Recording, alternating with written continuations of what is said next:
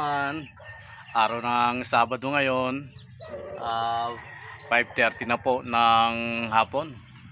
Ito, naayos na ulit natin ang ating mga scratch pin. Tsaka ito ating mga alagang manok, napakain na natin.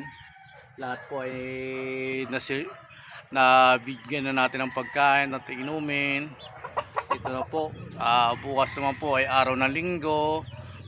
Panibagong pakikibaka naman.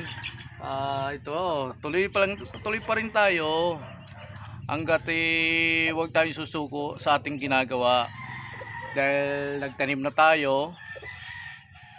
Pag nagtanim may anihin, kaya go tayo, tuloy lagi tayo. Please follow and share to my YouTube channel. Pinagpalang hapon, Kalayaan Kabuhayan.